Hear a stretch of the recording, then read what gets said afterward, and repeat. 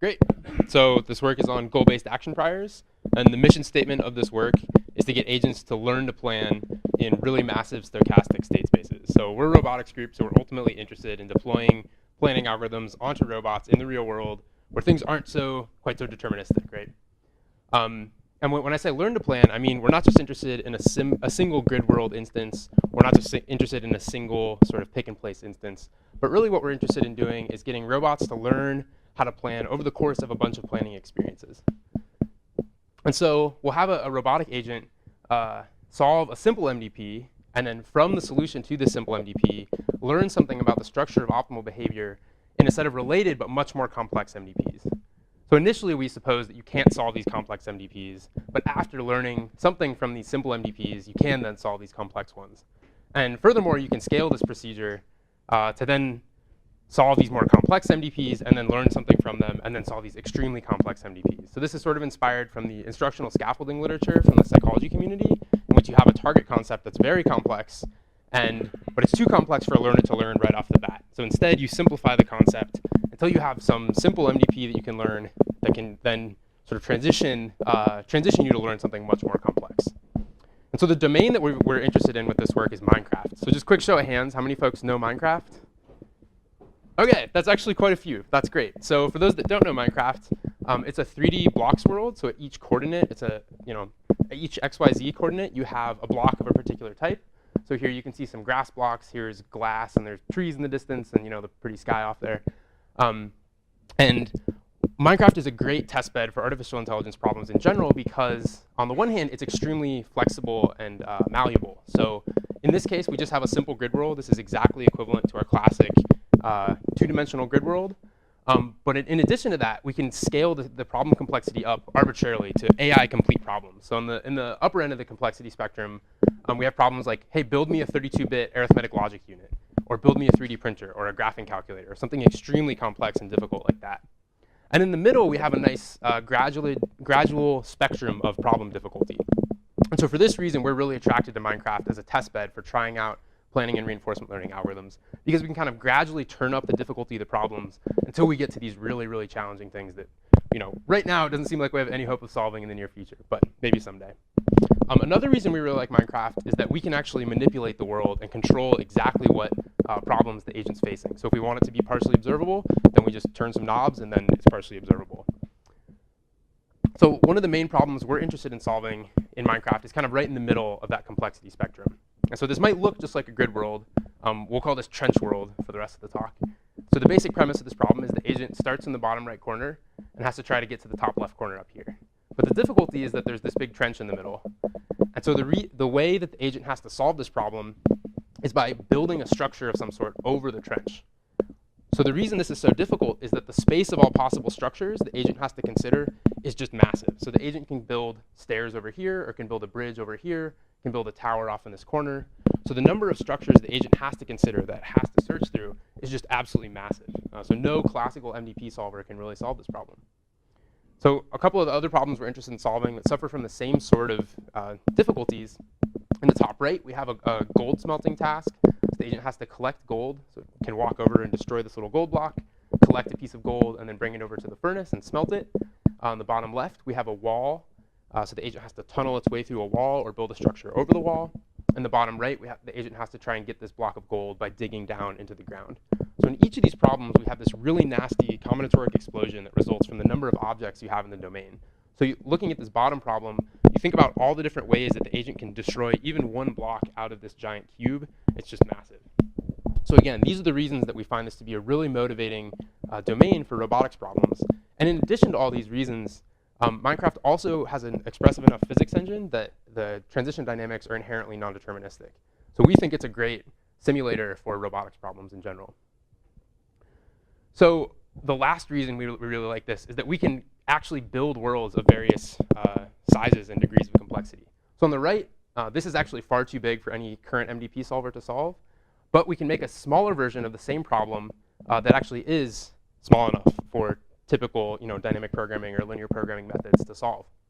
And so then we can apply our exact sort of transfer paradigm I mentioned at the beginning, where we start with a small MDP, solve it for the optimal policy, and then use the information from the optimal policy to somehow inform how we might be able to solve this much, much larger MDP over here. And so our approach, this kind of magic that's going along in that middle arrow of what we can take from the simple MDP to learn how to solve this much harder one, is we're going to learn goal-based action priors to prune away actions that aren't relevant on a state-by-state basis. And this is inspired from the notion of an affordance from the psychology literature. And there's a lot of kind of tension in the psych literature about this, so I'm not going to spend too much time talking about the details of these. I'm just going to gloss over them. But the basic definition of an affordance is in a relationship between the abilities of an agent and the features of the environment. So when you all walked in the door, if you see a flat panel, it sort of suggests to you as an agent you should push the door open.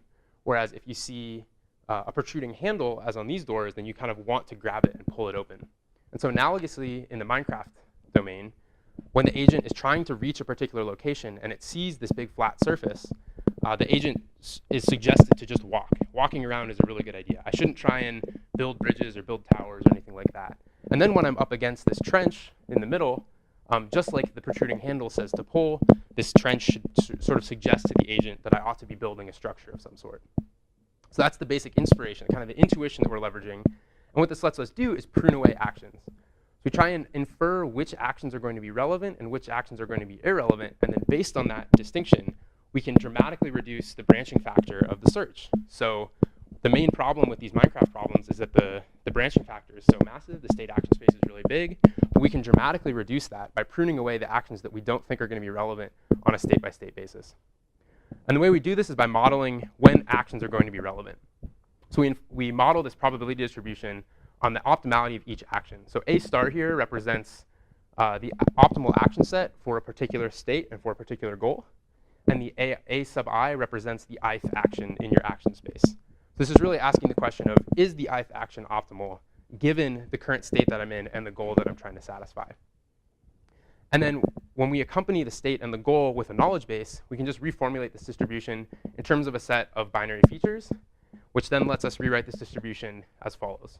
And now this looks really happy. This looks much like a distribution we'd want to infer from any sort of standard machine learning problem. So you can slap your favorite learning algorithm at this and learn when each action is optimal. So it's important to note that this is effectively our prior, but this is for a particular action. This is for the ith action. So you'll need one of these priors for each action that you're carrying around. And so these features, as I mentioned, are binary. They depend on two things. This is where the knowledge base comes in. They depend on a predicate and a goal. So for instance, we could imagine the predicate that the agent is looking toward the goal. So we can look down in this example state down here. We see that the agent is sort of looking in the direction of the goal. So this predicate would be true in this state. And similarly, the goal type that accompanies this, this feature is the reach goal type. So you're trying to get to a particular location. In Minecraft, there's all sorts of goal types. Build a certain structure, collect a certain item, build that crazy arithmetic logic unit I showed at the beginning. And then we introduce this indicator function that basically just evaluates this conjunct. So as I mentioned, we say, is this predicate true in this state? It is. And we ask, is this the goal that the agent's trying to satisfy? In this case, the agent's trying to reach a goal. So these two conjuncts are true. So this feature would be 1. And if either of those is false, then the feature is 0.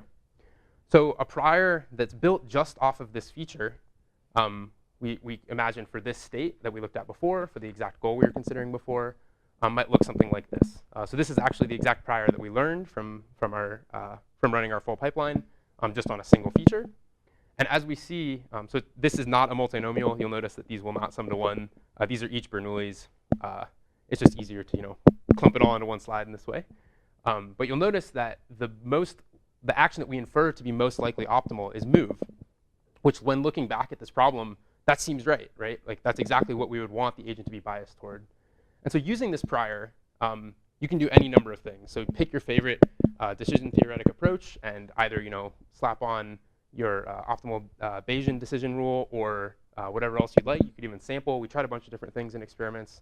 If you're curious, check out the paper. But basically, this prior is what allows you to prune away really nasty actions. So in this case, you'd probably prune away all these ones down here and just be stuck with move and rotate, which is exactly what we'd hope that would happen. So now when we look back at this whole paradigm that we're considering of transferring knowledge from a simple MDP to these more complex MDPs, we can kind of fill in this bubble here that we left blank before. So we get the optimal policy, and we can use it to learn these goal-based action priors, which can then be used to solve these complex MDPs by pruning away actions that aren't relevant. Whereas we couldn't solve these complex MDPs before. That's the really critical part. So for our experimentation, we obviously experimented in Minecraft, as I sort of built up before.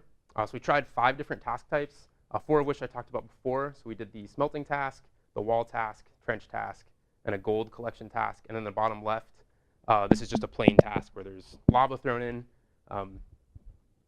And it's important to note that these are all randomly generated. So the ones I took for the pictures, I constructed by hand to make them look pretty. But during tests, all of the worlds are completely random. So the locations of the blocks and the height of the wall, the width of the trench, all those things are completely randomized. So the agent has never interacted with these specific MDPs before. And likewise for the training worlds. The training worlds were of the same types, but just much smaller, so that they could be solved with approaches like value iteration and policy iteration and things like that. And so on the left-hand side, we have the number of Bellman updates required in order to solve for the policy. The middle is the cost of the plan when following the policy discovered by the algorithm. And on the right is the CPU time. So this is averaged over all different worlds, and we compared real-time dynamic programming without priors, with expert-defined priors, and with the learned priors. So the expert priors, we just had some members of our group, namely me, sit down and define specific priors that we thought might be useful. And then the learned priors, again, we transferred knowledge from these simple MDPs to much more complex ones. And as you can see, the results indicate that there's a dramatic improvement from the expert priors over the just real-time dynamic programming on its own, and an even further improvement when you go to the learned priors, just across the board. So we also conducted experiments on a robotic cooking assistant. So this is Steven working with our Baxter in order to cook brownies, which again suffers from a similar sort of combinatoric explosion due to the number of objects in the objects in the state space, because you have things like flour and sugar and chocolate and oil and all sorts of stuff that you can mix in a variety of different ways.